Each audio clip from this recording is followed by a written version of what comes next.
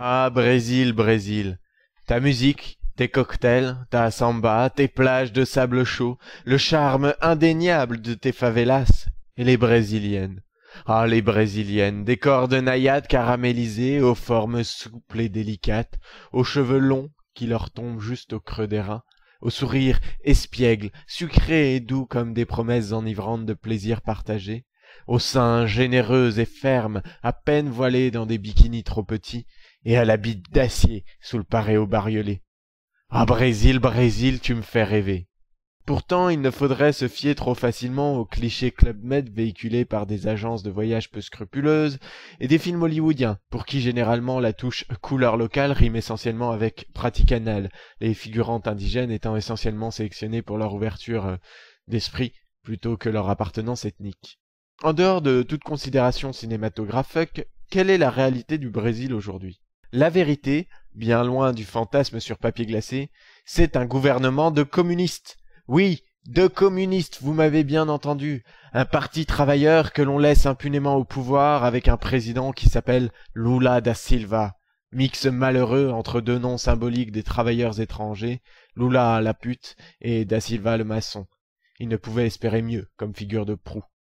Mais ça ne change rien au fait que l'on laisse s'installer au pouvoir une dictature prolétaire qui, non contente de nourrir des rêves d'utopie égalitaire, prend un malin plaisir à avorter dans l'œuf, quand bien même ils se réclament fervents défenseurs des valeurs du Christ, du Père et du Saint-Esprit. Ils prennent plaisir, disais-je, à écraser, broyer, pulvériser, réduire à néant la moindre initiative personnelle d'entrepreneuriat de leurs concitoyens. Je prends pour exemple la terrible injustice qui s'abat sur Wallace Souza, présentateur vedette d'une émission dont les caméras étaient toujours sur les lieux du crime avant la police, aujourd'hui accusé d'avoir commandité des meurtres pour booster son audience.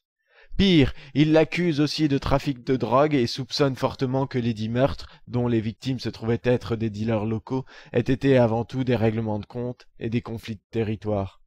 Le voilà conspué, alors qu'il devrait être admiré et félicité pour avoir su mettre sur pied un système dont la pérennité reposait sur la cohésion d'un ensemble.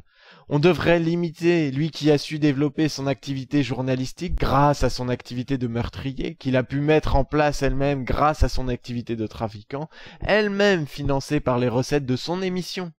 Une sorte de micro-capitalisme à échelle individuelle, miroir à peine déformant des racines de nos sociétés occidentales contemporaines. En vérité, il ne lui manque plus que des déboires berlusconiesques à base de mineurs cajolés un peu trop nus pour parfaire le chef-d'œuvre de la mise en abîme.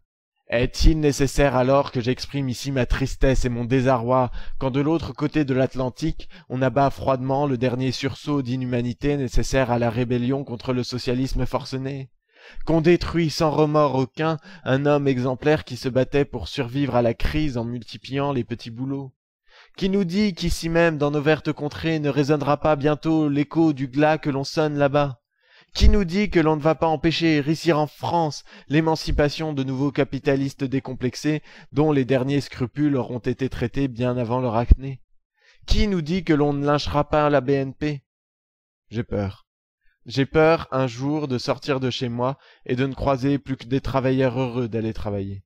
J'ai peur d'aller à Carrefour et ne plus voir dans les caddies des autres les sous-marques infâmes que j'ai toujours repoussées. J'ai peur de savoir que la petite asiatique du premier finira ses études sans même avoir besoin de se faire culbuter pour manger. J'ai peur de voir les politiques aider leurs concitoyens. J'ai peur de vivre dans un monde où allumer ma télé ne me fera pas sentir mieux que d'autres terriens.